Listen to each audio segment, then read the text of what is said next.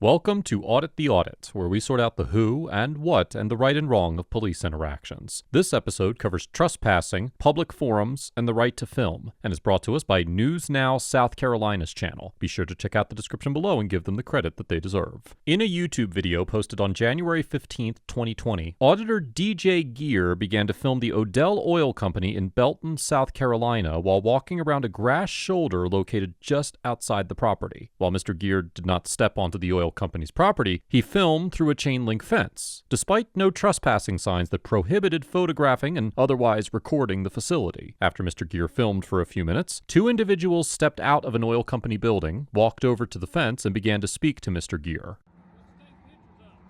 The whole facility? Well, both of them really. Get some information on them. I'm sorry, brother, I can't hear you. A whole lot of information, honestly. A whole lot of it. We need to know what you want it for. Say what? We can't just give out our information. Oh, no. I didn't have any questions about it towards y'all. I can kind of find out what I need out this way. Who are you? I'm an operator here. Operator here, what's your name? So that's irrelevant. I understand that. Yeah. Cav, your name? It's irrelevant also. Okay, I was just asking. Yeah. Hold on. I'm going to have to. Okay, that's fine. That's fine. That's fine. Private property. Yeah. Inside the fence is. Yeah, what you need pictures for? You said what I need pictures for? Well, I can't say it right now because it's not published. But you can call the people, that's fine. Okay. I'll be along the way somewhere. I'll be along the road somewhere. I didn't drive.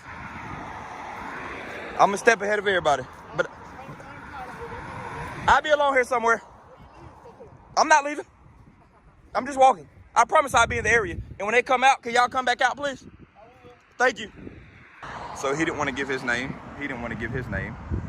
But we're here. And they say it's private property, but that is a public utility right here and there. But they're gonna call the police. So we're gonna hang out until they call them and see how this goes. One of the oil company employees informs Mr. Gear that they are on private property, seemingly implying that Mr. Gear cannot film it, and Mr. Gear reminds him that only the land inside the fence is private property. Under Section 16-11-620 of the South Carolina Code of Laws, an individual commits trespassing if they enter into the dwelling house, place of business, or on the premises of another person after having been warned not to do so, or if they fail and refuse to leave immediately upon being ordered or requested to do so by the person in possession or their agent or representative. However, this statute only applies to physical intrusions onto property, and as long as Mr. Gear remained on public property, he could not be charged with trespassing for simply filming private property, even though the oil company's no trespassing signs prohibited recording the facility. While a no trespassing sign can serve as notice that entry to a property is forbidden, it cannot transform an otherwise legal activity into a criminal offense by simply claiming that such conduct is forbidden. Likewise, the fact that the oil company claimed that filming was prohibited using a no trespassing sign does not make filming activities on the property trespassing, because the actions that constitute trespassing are determined by state law and not an individual property owner's preferences. Therefore, a court would almost certainly conclude that Mr. Gear was not breaking any laws by filming the activities occurring on private property from a public vantage point. So they decided to send somebody out here to talk to me, right?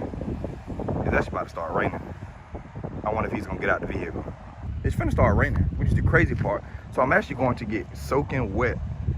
But I'm in Belton, South Carolina at the oil company on a road here, 33 feet from the center line of the road. I have their property line in my phone, and there are public utilities all right here. Some are in their property, some are right here, which is outside of the fence, and their trespassing signs are on the fence, which is beyond me. It's very beyond me. And he's just sitting here. Mr. Gear informs his audience that he has the oil company's property line on his phone, and he later states that he reviewed the GIS data before coming to film, and that he has remained outside the borders of the oil company's property while recording. GIS, or Geographic Information Systems data, is any information that is derived from a computer system that is specifically designed to capture, store, and display data associated with geographic locations on Earth's surface. According to the National Geographic Resource Library, quote, many different types of information can be compared and contrasted using GIS. For instance, a system can include data about people, such as population, income, or education level, information about the landscape, such as the location of streams, different kinds of vegetation, and different kinds of soil, and information about the sites of factories, farms, schools, storm drains, roads, and electric power lines. In the U.S., some amount of GIS data is publicly available online for most states. The GIS data for Anderson County, South Carolina, where the oil company is located, includes the parcel divisions of land and property ownership, and it shows that the oil company's property line appears to align with the fencing, just as Mr. Gear argued.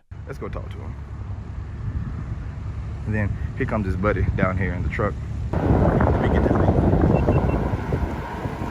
All right, brother, how you doing? Just filming, and I'm trying to figure out why they're following me around here, and I can't figure it out. Well, kind of somebody suspicious. Well, that's fine. But you know, you're allowed to take my picture also. That's totally fine. Now, whether or not you can get it, that's between you and your camera. But that guy here has been following me around, and then you came out here to take my picture. If you turn your phone the other way, you get a better picture. Turn it sideways. No, turn your phone sideways. That's right. I can't. But I'm trying to figure out why y'all are following me. It's like nobody here understands the rights that I have granted to me under the First Amendment. That's what's crazy. You know, this is all public property right here. Yeah, no, this is state property. Which is public. State property is tax funded, which makes it public. What are you trying to do? So my tax dollars, your tax dollars pay for it. I mean, it's suspicious when they report it and call them in, so. I mean, that's fine. And again, I told the people over here to call the police, that's fine. I don't mind talking to them. But you see that public utility right there? If I want to walk all the way to that pole and record this property, I can because the city put that there.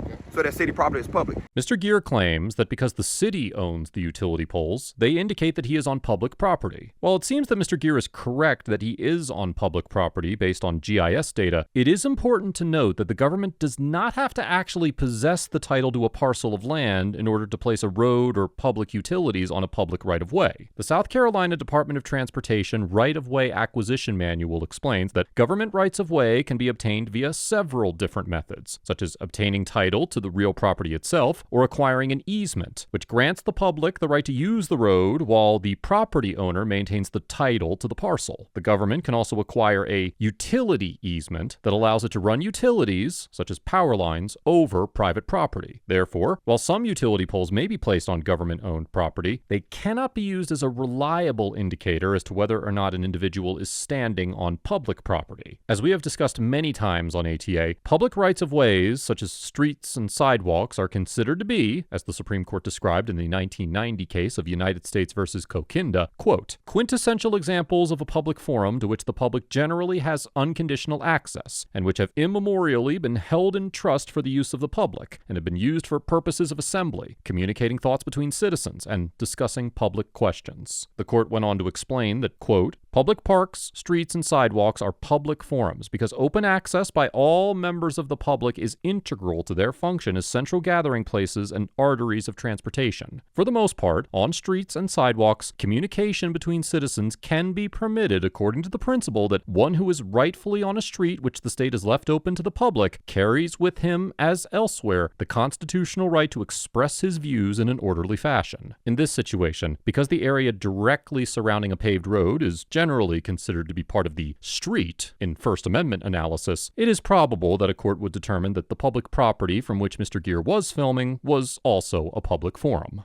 I don't mean anybody no harm. I don't have my gun on me. My gun's in the car. Huh? Can I ask you what your intentions are? My intentions is, I just want, again, I don't see these every day, so I stopped to take pictures of all these big oil wells here because I don't see them every day. But it's like people are freaking out about it over a camera. Well, it's kind of a touchy. But y'all have cameras all over y'all facility. Oh, we do. So how is my camera any different than your camera? I have no problem with that. I'd be more than glad to talk to him. Okay. Thank you for coming out. Yes, Thank sir. you. Hey, did they call you out here? They did. They did? Along this public easement here. And I was taking pictures this way, that way, and back here. And they freaked out. They completely freaked out about it. And they was like, well, I'm gonna call the police. I said, that's fine. I don't mind talking because there's no crime being committed here. They freaked the hell out. These guys here. That guy right there. Hey, come over here, buddy. Yeah, you. Come here, please. I just need you to inform him of the First Amendment, that I'm allowed to record here in public, and I can be on my way. That's all I need from you, Officer Parker. Yep. Can you please just inform him of my rights through the First Amendment, and I'm on my way. I'm sure y'all have been prompt on it because we sued Anderson a long time ago. I don't mean any hurt, harm, or danger by it, but these guys here completely freaked the hell out, and I don't know why. I just need him to be informed of my First Amendment right, and I can be on my way. I'm gonna come across the road because I got to get it on film that you told him for my protection. That's all. I told you I was coming back, buddy. I ain't want to be rude. I just want you to be informed and hear from someone else that I'm completely allowed to do what I'm doing. So, with him taking pictures, it's not a problem. Okay. If he goes on the property, kind of get a story.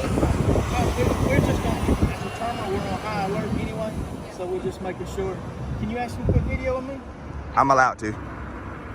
I tried to tell you that so we can be cordial the first time you saw me. I'm trying to be cordial with you earlier. And I was cordial. You told us not to worry about what you was doing. No, I told you that I'm allowed to do what I'm doing. It's all on camera. I can run it back. Run it back, baby. It's all on camera. You'll see it on YouTube later, I Anyway, promise. we're not- I'm allowed to do what I do. That's all it is. And I wanted her to come tell you because I didn't want you to think I was being a jerk about it. It's completely legal. And y'all have to understand that while in public, you can be filmed. There's no expectation of privacy at all, buddy. At all. And What can we do? I mean, what- Build a brick wall. If he goes behind the gate, we can put him on trespass from there. But as far as him being out here taking pictures, video, and I can't really do it. can't do anything about it. I tried to tell you that, but y'all wasted resources. Deputy Parker of the Anderson County Sheriff's Department arrives on the scene and informs the oil company employees that as long as Mr. Gear did not enter their property, he was well within his rights to film anything that he can capture from public property. Although the Supreme Court has not explicitly ruled that individuals have a First Amendment right to film or photograph in public, it has long held that expressive conduct, such as communicative photography, is protected speech under the First Amendment. In the 1989 case of Texas versus Johnson, the Supreme Court explained that although the First Amendment only directly forbids the government from abridging the freedom of speech, quote, we have long recognized that its protection does not end at the spoken or written word. However, this does not mean that courts will conclude that all photography and filming is protected under the First Amendment. For instance, in the 2005 case of Porat versus Lincoln Towers Community Association, the Southern District of New York held that, quote, purely private recreational non-communicative photography was not protected by the First Amendment because, quote, it is well established that in order to be protected under the First Amendment, images must communicate some idea. Without an element of expression, there is no risk to the speaker or creator of art that his or her ideas or messages will be unlawfully extinguished in contravention of the First Amendment. Similarly, in the 2010 case of Larson versus Fort Wayne Police Department, the Northern District of Indiana stated that, quote, the First Amendment is not implicated because a person uses a camera, but rather when that camera is used as a means of engaging in protected expressive conduct, or less commonly, to gather information about what public officials do on public property. Here, because Mr. Gear indicated that he was filming for publication, a court would likely conclude that he was engaging in expressive conduct that is protected by the First Amendment, and that because he was filming in a public forum, that the state could not restrict his filming unless the restriction served a compelling state interest and was narrowly tailored to meet the needs of that interest. Good afternoon. How you doing, brother? I'm doing well, sir. How about I'm all right, thank you. I'm David, by the way. Hey, David. Thank you. It's nice out here. It is. That's why I'm out here, actually. I'm about to go jump on my bike. I just tried to help these two gentlemen out here, and they didn't want to understand me, so they called this sweet officer out here Yeah. and wasted resources when they could have asked me the same question, and I gave them the same answer, but they didn't want to listen to me. So now they're on the internet looking like fools because I tried to tell them.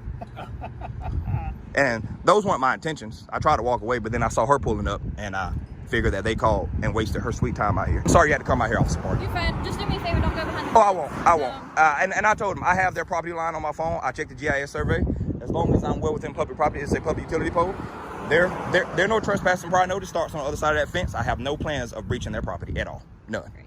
Thank you. Yes, ma'am. Thank you for coming out. All right. Yes, sir. It was a pleasure having you here. Fellas, I'm sorry about the misunderstanding, but at least now you understand. All right. Do the same. Thank y'all.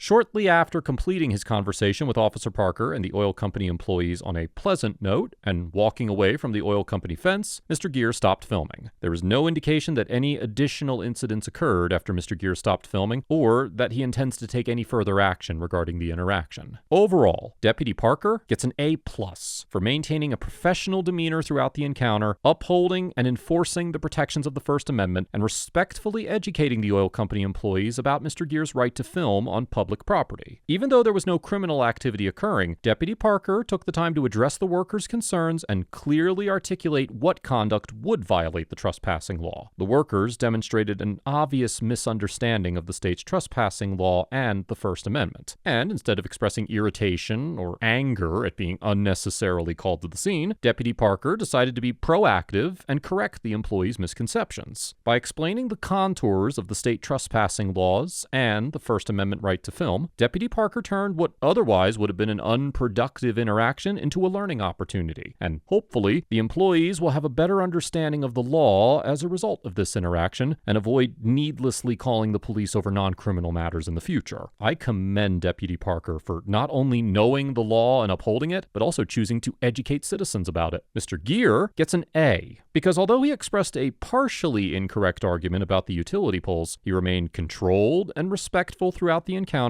did not attempt to escalate the situation or provoke anyone involved, and did not yield his right to film despite interference from the oil company employees. It should also be noted that Mr. Gear made use of the available GIS data to do the appropriate research before coming to film, and ensured that he did not cross the oil company property line or otherwise violate the law. Unfortunately, auditors sometimes fail to adequately prepare themselves for their auditing activities, and then, because of their lack of knowledge about the law or factual information, such as property lines, engage in criminal or otherwise illegal conduct while attempting to conduct an audit. Not only does this put the auditor at risk of arrest, it also undermines the credibility of the entire auditor community in the minds of the officers involved in such an encounter. I would encourage other auditors and constitutional activists to learn from Mr. Gear's example and make sure to do whatever research is necessary to ensure that they remain in compliance with the law throughout their encounters with the police. Let us know if there is an interaction or legal topic you would like us to discuss in the comments below. Thank you for watching, and don't forget to check out my second channel for even more police interaction content.